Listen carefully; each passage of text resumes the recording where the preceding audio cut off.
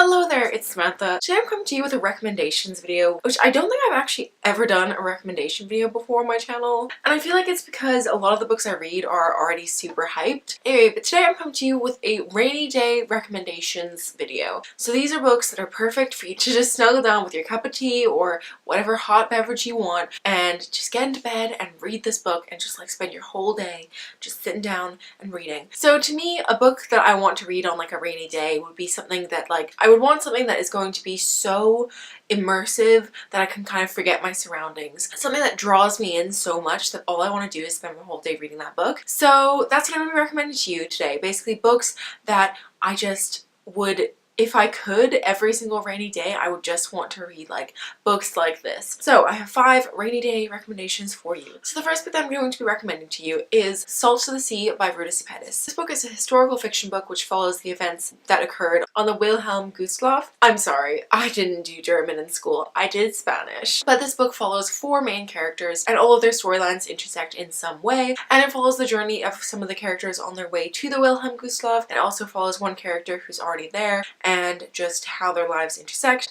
what went down. Not many people know about the tragic events of the Wilhelm Gustloff, and I'm not going to say it because I guess spoilers, but like it's history, so it's not really a spoiler, but you know, some people get funny about spoilers. It's actually a very tragic thing and not very many people know about it, and this book is really good if you want a historical fiction book which is really going to touch you. When I read this book, I just sat down, I read it all in one evening, but I was just so sucked in by the story and the characters. I cared so much about all of them, and I wanted to see how their stories intersected, and I wanted to know what happened. Obviously it's history, so you can Google it if you wanted to, or you can read the book. And also Scythe has just an amazing writing style. It was just a fantastic read. The book also takes place during winter, so there's lots of snow around, and it has obviously a wintry atmosphere, so it's perfect to read when it's rainy and kind of cold and miserable outside. You might need your tissues. I mean, I'm not a book crier, so I didn't cry, but if you are a book crier, then you're probably gonna cry. So bring your tissues. The next book that I'm going to be recommending is one that I read in July, and that was 3 Dark Crowns by Kendara Blake. I made a mistake reading this book in July because this book is super atmospheric and should definitely be read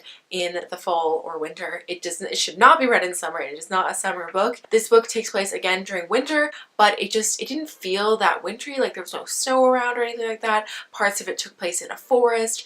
It was just like the perfect book to read if you want to immerse yourself in another world. It was very descriptive, but not overly descriptive, in my opinion. I mean, I know that this book is controversial. Some people have loved it, some people have hated it. I give it a 4 out of 5 stars, so I really enjoyed it, but I didn't absolutely love it. But I will be continuing with the series. But this book is a young adult fantasy. It follows 3 queens, and they are triplets, and they were each born with a magical power. And when they turn 16, which they recently turned 16, and when they turn 16, they have to engage in a battle to the death, and only one can survive to become the queen. The twist is that 2 of the sisters actually don't have powers, seemingly, and the third sister is like the strongest queen they've had in a really long time, so everyone thinks that she's definitely gonna win, but obviously that's not exactly what happens. It is a 4-book series, and the 3rd book recently came out, so if you haven't jumped on this series yet, definitely get on it, and maybe you can read each of the books on a rainy day, and then that's 3 of your rainy days taken care of. The next one I want to recommend to you is a contemporary, and that is History Is All You Left Me by Adam Silvera.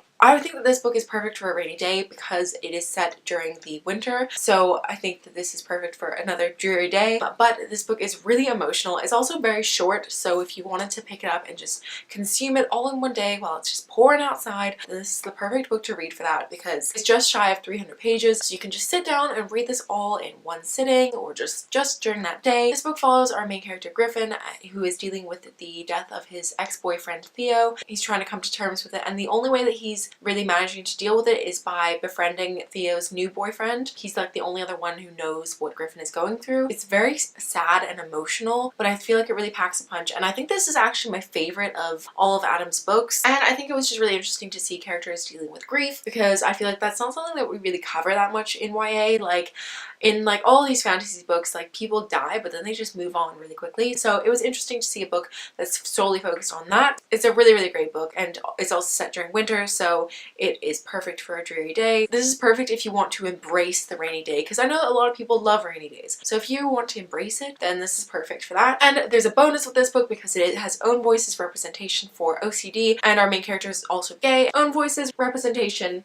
that's what we like in YA.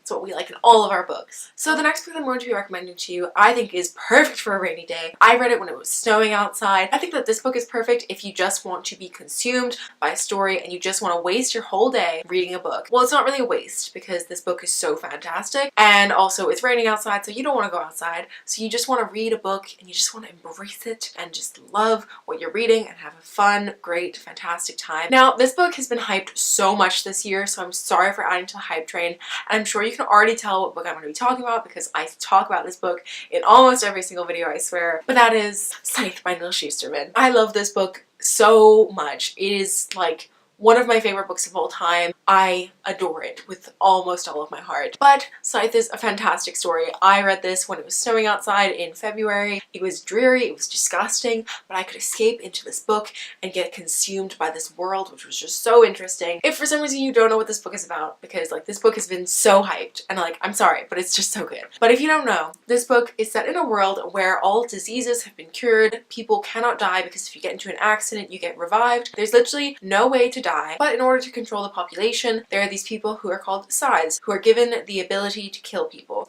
Not like a special ability, but they're allowed to, whereas everyone else is not allowed to. It's basically the perfect utopian society. However, there's obviously lots of corruption within the Scythedom, which is the collection of scythes. It's called the Scythedom. So obviously there's some corruption in there because it's not going to be perfect. But this book follows our two main characters called Citra and Rowan, and they have both been taken in as Scythe's apprentices, and so it follows them as they're learning how one becomes a scythe. And only one of them can actually become a scythe at the end of it. They have a year of training, and it just follows that aspect, and it's just so amazing. Oh my god. And the sequel, Thunderhead, was also really, really great. So if you wanted to read this and then read Thunderhead right away, you could, because it's already out. And the third book comes out sometime in 2019, I think. Jump on this series. Do not sleep on it. It's so fantastic. I love it so much. This is perfect for a rainy day if you don't like the rain, because you can sit inside, just escape into a new world, which is just so different. So the final book that I have to recommend to you is kind of an odd one, but this is perfect for a rainy day if you just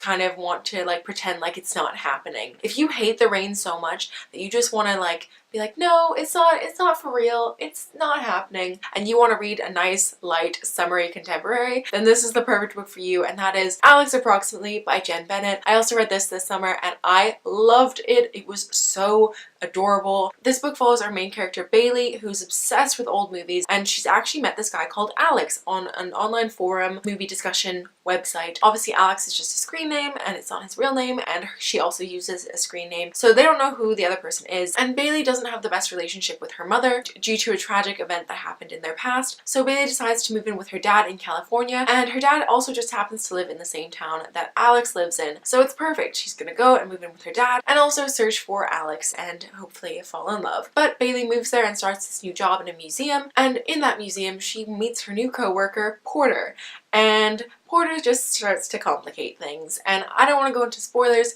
but this book is such a cute contemporary. It's adorable. If you don't want to read a summery contemporary in like October, it's fine, because there's also rain in this, so you know, it's not all sunshine and rainbows and wonderfulness. It's got some darker elements and some rainy days, so it's perfect. And this book has just the cutest relationship. I also literally laughed out loud at some points, which doesn't happen that often for me. So yes, this book was funny, it was cute, it had darker themes, it was perfection, and you should definitely pick up this book ASAP. But anyway, those were all of my rainy day recommendations. Let me know what you thought of this type of video. I've never done recommendations because I feel like all the books I recommend are already super hyped. But if this is something you want to see more of, like, feel free to let me know. If you have any other type of recommendation that you want, recommend it to me down below in the comments, and then maybe I'll do it. Who knows? I definitely need to try and read some less hyped books